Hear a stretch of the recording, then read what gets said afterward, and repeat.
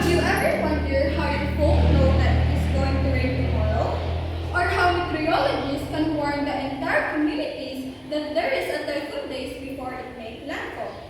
Bagyo! Bagyo na! Bagyo! Bagyo na! Bagyo!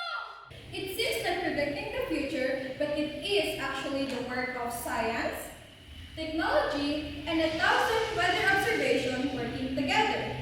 Hello everyone, I am Vincent Fabrigas, And I am Abala. and today we'll explore one of the most fascinating topics in meteorology, The weather forecasting, instruments, and methods.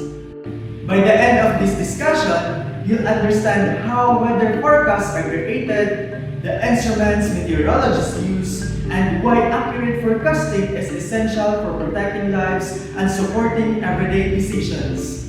So let's begin by answering one simple question. What is exactly a weather forecasting?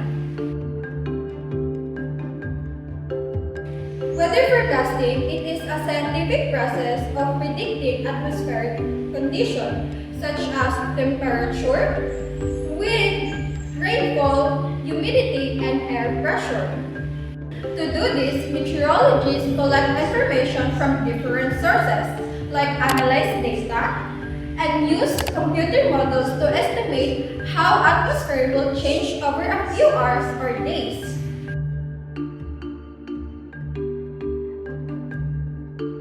Each instrument measures a different atmosphere.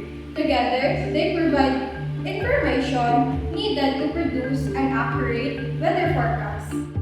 First is thermometer. It measures the air temperature, a temperature that influences many weather conditions like cloud formation, heavy rainfall, and even the intensity of storm.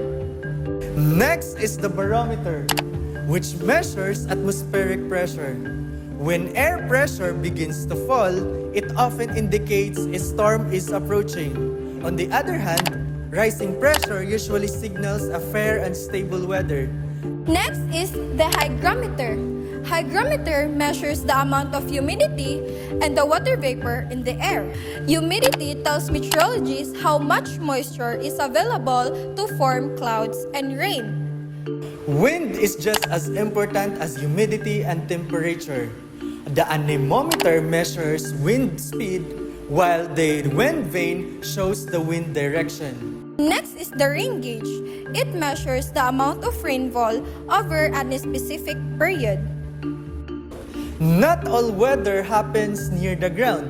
That's why weather balloons carry instruments called radiosondes high into the atmosphere, where they measure temperature, humidity, air pressure, and wind at different altitudes. While the weather balloon look high above us, the weather radar watches the storm as they happen. Radar uses a radio waves to detect the rain, thunderstorm, and even hail, allowing meteorologists to monitor severe weather in real time and issue timely warnings.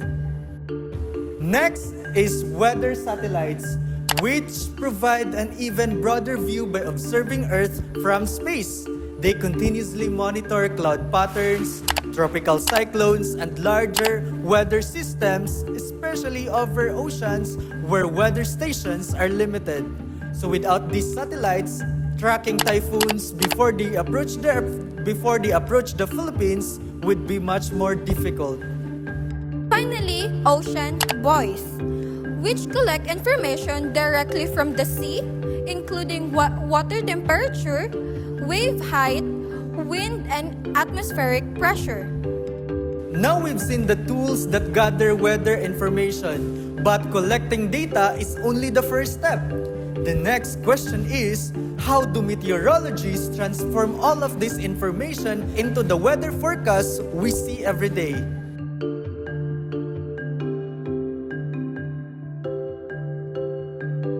Now that we've seen where weather data comes from, the next step is turning that information into a forecast.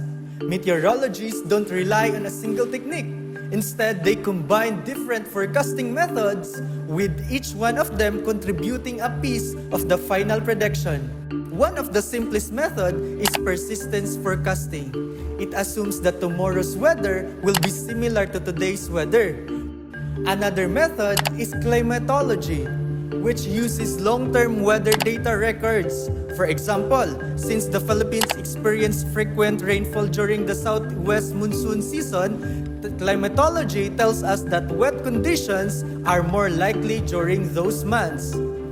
Meteorologists use the analog method, which compares today's weather patterns with similar situation in the past.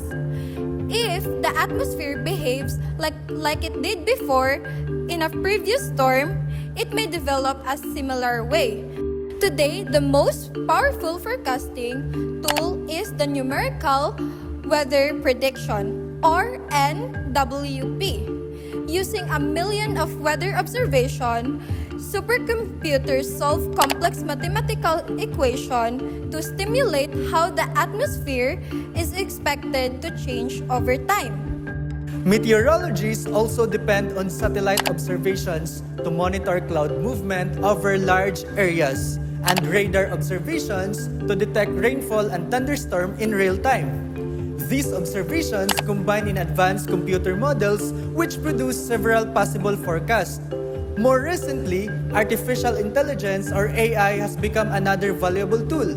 AI can analyze enormous amounts of weather data much faster than humans, helping identify patterns and improve forecast accuracy. Even with these advanced technologies, meteorologists always review the result before issuing an official forecast. Technology supports their decision, but human expertise remains essential. So how does a weather forecast actually reach our phones and television screens?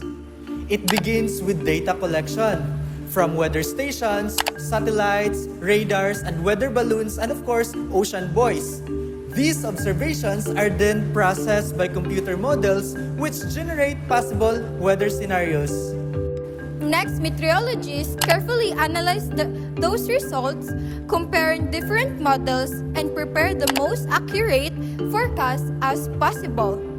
Finally, the information is shared with public through weather agency, television, radio, website, and mobile apps, giving people time to prepare for changing weather conditions. Weather forecasting is much more than knowing whether to bring an umbrella. Farmers use forecasts to protect crops, pilots rely on them for safe flights, fishermen check sea conditions before sailing, and emergency responders use forecasts to prepare for floods, typhoons, and other natural hazards. Forecast also supports transportation, tourism, research, and disaster preparedness. And in many situations, an accurate forecast can reduce damage, save resources, and most importantly, save lives. Despite remarkable advances in technology, weather forecasting is never perfect. That's why weather forecast often includes probability of 70% chance of rain. They represent the most likely outcome based on best available scientific evidence. A great example is how the Philippine Atmospheric, Geophysical, and Astronomical Services Administration, or the PAG-ASA, monitors typhoons using satellites, weather radar stations, computer models. Meteorologists track a storm's path and strength before issuing warnings that help communities prepare and respond safely. Weather forecasting combines scientific instruments, modern technology, and expert analysis to understand our changing atmosphere. Although no forecast is perfect, every prediction helps people make their informed decision, stay safe, and of course, protect their communities. Thank you for watching, and remember, understanding the weather today helps us prepare for tomorrow. Bye-bye! Bye-bye!